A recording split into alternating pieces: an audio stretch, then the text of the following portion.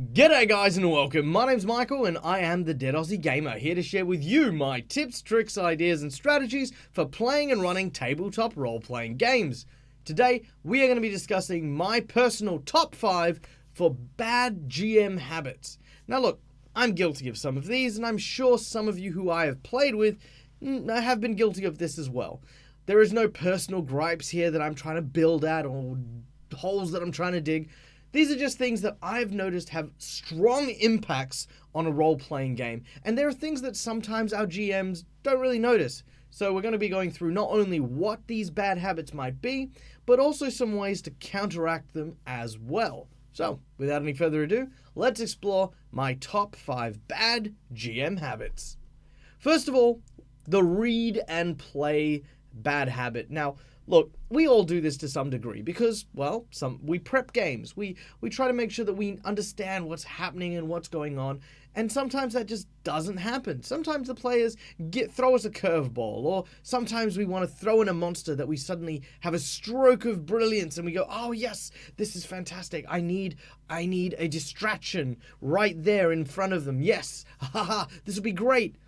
And so we pull out our phones or we pull out our book and we begin to, okay, we just need to find the distraction. Yeah, don't worry, guys. You see this giant evil creature? Yep, it's got big teeth and yes. No, damn it, wrong book. Okay, this is the one. Yep, okay. This kind of behavior is not a negative thing, I guess, because at the end of the day, you as a GM are trying your best to keep your game running, to keep it flowing and moving. But if you spend more time reading than engaging your group, then you'll find yourself caught in the read and play category. And I've played with GMs who have read the module that they're running at the table while they're running it. And the argument has come up, oh, well, if it's a pre-written adventure, then you should be able to just pick it up and run with the adventure. That's all it should be. See, I don't agree with that. I think that modules are great, and especially if you're a new GM, picking up a pre-written adventure to be able to run it is always a choice idea. But you shouldn't be reading it for the first time at a table you're playing. Because, well, you know, GMing requires prep. It requires attention. It requires that level of dedication if you step into the role. You shouldn't be reading more than engaging your players because, well, at that point, all the players get to see is you sitting there reading a book, which is not very entertaining or engaging. So, how do we counter this? How do we move past this habit? If you're a read and play GM, a couple of really great ideas. The first is, well, if you can prep stuff, like little things, like say you print out the statistics for your monsters and just have them on hand so that you don't have to dig through the books to find them. Little things like, say, I need a map, rather than sitting there and drawing the map while I'm looking and reading and drawing the map and then drawing the map. Draw them before you show up to a game. The other thing that you can really do, more than anything else, is engage your players in self-perpetuating roleplay, giving you time to read. Because time is such an important factor when you get to this stage. You know, part of it is that the players need to be engaged and entertained. So ask them a question. One of my favorite tools is the campfire. All right. You make your way into the forest, and as you do so, the crackling of the fire burns brightly against the summer night sky. You've set up your tents, you're currently eating this rabbit stew that one of the party members has made. You decide for a moment to have a brief discussion on the first time your character fell in love. Okay? And opening this conversation up to your party means that what they do is that they take this idea and they roll with it and they begin to role play with themselves, giving you, the GM, time to prep a little more. So, yeah, play around and make sure that your players are engaged and make sure that they're doing stuff while you are reading. Because that's the best way to handle the whole read and play bad habit. All right. Our next big bad habit. The wonky stats. Oh my god, wonky stats. The worst. let's say, for example, that you are randomly pulling out a monster. You go, okay, cool, they're traveling through here, and we throw out a distraction. Yes, no, that's fantastic. All right, cool. I'm going to pull up the stats, and you know what? I don't need stats. Let's just roll with it. Okay, what do you roll? You rolled a 15? Yeah, okay, yeah, you hit. Cool, no worries. What did you roll? You rolled a 3? Nah, you miss. Oh, but you just said he rolled a 15 and he hit, but my 5 is actually, more of an attack bonus than him. Oh yeah, did I? Well, yeah, no, he suddenly got cover, and yeah, he knows that you are air, and he got +2 against dwarf ACs, and yeah, okay, then he hits you. He rolls a 7 and he hits you. Yeah. Well, we're all gonna die. Why? Well, my AC is 30. Which is the highest in the group. And if he hits me on a 7, well, everyone's going to get hit every single time. Oh, yeah. The ones guilty of wonky stats are the following. Either A, the improv GMs, which I appreciate improv. I'm not in any way saying not to improv. B, the ones who modify their monsters to get into an arms race with their players. Like, my player, he spent so much time getting his AC up, now I can never hit him. So I am going to cheat. I'm going to say that this creature has actually got 22 attack bonus instead of 12. Ha ha ha ha. I shall show him and his AC. Look, wonky stats really just means that you're throwing stats left, right, and center to try and achieve an objective, rather than to just be a static representation of the creature and challenge that they are facing. Look, at the end of the day, you can't help some scenarios. If, for example, you have a player who has an absorbent amount of AC or hits like a freight train, don't go all wonky stats on them. Don't look at modifying a creature on the fly and stuff like that. Just let it happen. The thing is that when you get into an arms race with your players, that is to say, they do something powerful and wipe out something big, so you put something bigger in or change the stats to make it bigger, and then they then go, well, that was a lot and it wasn't enough, I need more. And then because they're using more, you turn around and you throw out the stats even more. This back and forth that happens between players and GMs really doesn't serve much purpose. The best way to deal with it is to actually not deal with it.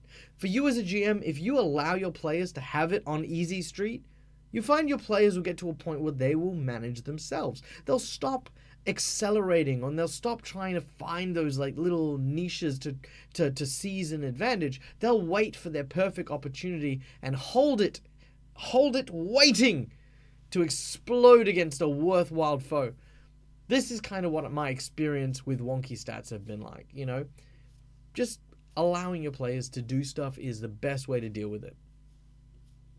There are, however, and I'm going to put a little exclamation point here, there are, however, some very talented GMs who are very good on the fly. They can make up an entire monster with no stats and just go, okay, this is the challenge I need. This is the AC, this is the CR, this is the hit die, this is the hit point, da-da-da-da-da-da. And lo and behold, they'll create something wonderful. However, this is a talent I have seen, and I mean, I've played lots of games, you guys know this. I have seen maybe 2 GMs, like that I would say, hands down, are worthy of the title of being able to improv brand new, unique monsters and keep them balanced. So that's just saying something there. So, wonky stats. Alright, next up, what do we got? Plot steps. Oh, I hate plot steps. I am very guilty of this. Now, a plot step, right, is where you are running through a scenario, and instead of allowing your players to react to a scenario, you sort of let the plot step forward. It may lurch forward in time, it may lurch forward in the scene, but it prevents your players from doing anything. It puts them in a bubble, basically. Let me give you an example. As the group walks into a large castle, the doors swing open. There's a smell of dust in the air. I want to throw a fireball into the area. No, you can't, because you've just opened the door. Yeah, but that's when I want to throw the fireball. Well, you can't. I'm describing the room. As the cold fog seeps out of the windows that hang high on the cornices, I want to cast Endure Elements. No, you can't. I'm still describing the room. Okay. All of a sudden, A fog gathers around and coalesces at the top of a throne, revealing a beautiful pale-skinned woman wearing a blue and white dress and a crown made of icicles. I want to throw a fireball at her. For God's sake, would you shut up? Yeah, but I wanted to do all this stuff before she showed up. All of a sudden, she throws icicles at you. What happened to my fireball? No. The plot step is where a cinematic occurrence happens and the plot event happens. So in this case, as soon as they open the door, the queen automatically ambushes them. But to add a bit of cinematic, to add a little bit of plot, and to add a little bit of cool stuff here and there, you kind of have this moment, this thing where no matter what the players do, because they failed a previous check, they cannot respond to the action that is occurring.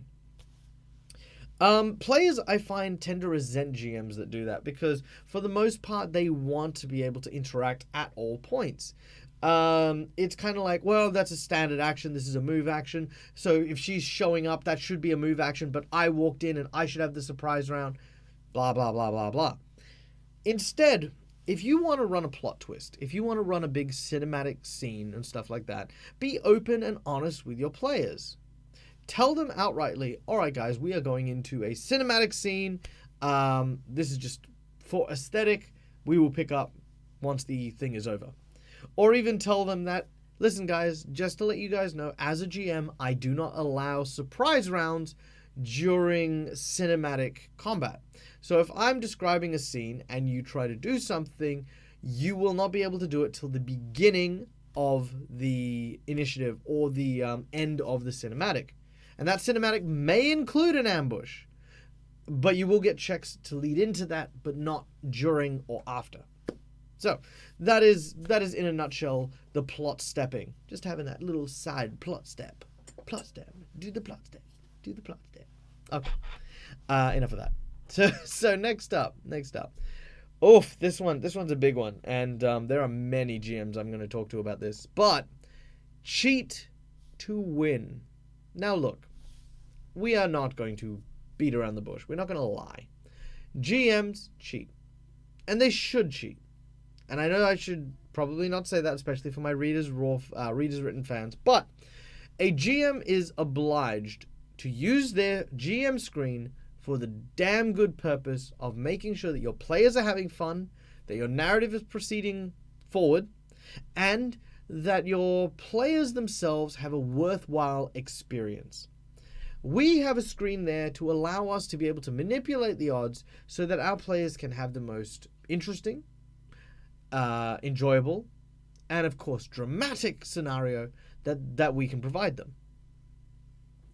This being said, when I say don't cheat to win, I don't mean say don't cheat to make the encounter more dramatic. You know, don't roll high and land a very substantial hit so that your players become a bit more worried. What I am saying is that you should not ever get into the habit of going, I'm going to roll dice and I'm just going to make up whatever happens so that my characters will push them to the absolute limit before they lose. Being a GM, the hardest thing you can do is be comfortable with the concept that you, as a GM, are going to lose more times than anyone else at that game. But that is your job. That is your role. Your role is to be thwarted, to be defeated by the players through sheer force, through intelligence, through cunning, through wit, whatever have you. And at no point should you be cheating in order to try and win the game. There is no set amount of time an encounter should be. Don't roll high just to deal damage, because hit points don't validate your players. You know, a player doesn't sit there and go, wow, that was a great fight. I'm only on 2 hit points at the end of it. No one does that. No one sits there and goes, wow, geez, that was really fun because, you know, do you remember that time I won an entire fight and didn't take any damage? Hated that fight. That was a terrible fight. This fight here, the one where I'm on 1 hit point, whoo doggy, great time. No one does it. So don't judge the quality of your game by how many hit points your players have, or how many rounds it takes to kill your monster. Don't sit there and go, oh, well, my monster needs to kill 2 hours of game time. Let's do it. enough ragging on these people. I mean, like, look, honestly, I hate cheat to win. I hate it so much, especially if you, like me, can tell when your GM is using wonky stats and cheating to win at the same time. That way, you just sit there and you're just like, oh, this is so toxic. This is something I'm so angry about. Something I could just... Ugh. But how do we avoid this? How do we avoid cheat to win? Number one, an attitude shift. Simple. Acknowledge the fact that sometimes losing will bring your characters and bring your players so much joy. If your players just outrightly annihilate something, then you'll find that your players will have a great time. They'll sit there and they'll talk about that moment that they destroyed this thing that was supposed to be hard for ages. And that's far greater than them forgetting about the encounter, because like all the other incredibly difficult encounters, it wasn't until your hit points were low that it just miraculously died. Another thing I want to put up here, because again, I'm going to keep on this because, oh my god, do not cheat to win. Just don't do it. With cheat to winning, if that is the attitude you take, in which you will not allow your players to lose until they have lost a certain amount of hit points, the game no longer becomes about playing or engaging with the monster. The players will actually get closer to victory if they started attacking themselves. And that is just not in the spirit of what you're trying to do. So just remember that. Just remember that. All right, the last one. The last one. Here we go. Do not break your screen. Don't break your computer screen. Always good advice. Breaking the screen. Okay, now stop me if you've heard this one. All right, guys. So the bugbear has an axe, and he rolls it, and he rolled a 20. Wow, he rolled a natural 20, guys. Okay, everyone, have a look now and have a look. Yes, nope, that is a natural 20 right there. Can you all see that? Yep, Gav. Yep, Derek. Nope, yep, you can all see it. Natural 20. Not my fault. I didn't do it. It was just a natural 20, and that's what it is. Now, look, if this is what you're doing, and again, going back to the cheat to win thing, even worse if you've kind of shifted it and then showed it to everyone, but we won't talk about that. Breaking the screen is a power move, and it is one that creates a very strong and negative power play between the player and the GM. Showing your players the results negates the reason you even have a screen in the first place. Showing them that is basically a GM's way of saying, I'm not responsible for the fact that you are about to die, or you are about to be put in a really terrible way. If you are a trustworthy and great GM, your players will have that trust in you. You don't need to show them the dice. You'll just be like, okay, cool. Well, natural 20. I managed to crit you. And they won't ask. They won't go, oh, show us your dice. You know, sometimes they might go, when you roll your attack, they'll be like, oh, what'd you roll to hit? And for the most part, sometimes you should be comfortable in saying, oh, I rolled this. You know, if they start doing that, then it's because they start losing trust in you. But maybe there's another video there for later. But to break the screen is to inherently do the whole Wizard of Oz thing. You know, you break the illusion. You stop them from realizing and trusting you as a game master, and now hold you to the same rules that they hold for themselves to ensure that you are not cheating. Another good example / bad example of this GM habit is revealing to your players the effort, the time, or the consequences of what you have done as a GM to make their game enjoyable. Look, I brag about my games all the time. I love my games, and I love the fact that my kids love my games. I love the fact that my players always talk about them. It's fantastic. It's a wonderful feeling. But what I would never do to my players is I would never walk up to them and say, well, I hope you know that I actually made 2 wolves instead of 6 wolves because I thought that 6 wolves would kill you. So the only reason you survived today was because I was such a great GM and stopped you from getting killed by 6 wolves. Aren't I great? Aren't I wonderful? No? Or even turning around and saying, oh, I read the forums the other day about some stuff, and, well, it says that you guys should have all TPK'd because the creatures have this power and that power, but I didn't use them because I'm so great. Telling your players this is, I mean, look, from someone who is, I'm literally the most vain and egotistical person I know. That takes the cake for ego. That is just looking for acknowledgement in all the wrong places. Do not break your screen, show your players, or even tell your players how good you do in those scenarios, right? Because that's just going to make them resent you. It's basically you devaluing their achievement. Let's say, for example, that you did that. You made it so that there's 2 wolves instead of 6, right? Telling them that there were 6 wolves only serves to prove that their efforts to kill those 2 wolves was not good enough, you know? And they might have fought really hard for it, and they might have a great sensation that they have achieved something in this game, only to have that stripped away by the fact that your GM has allowed you to win? Terrible.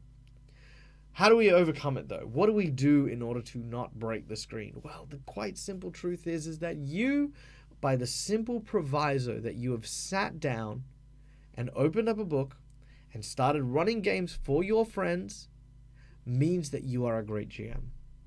You do not need to be validated by these kind acts.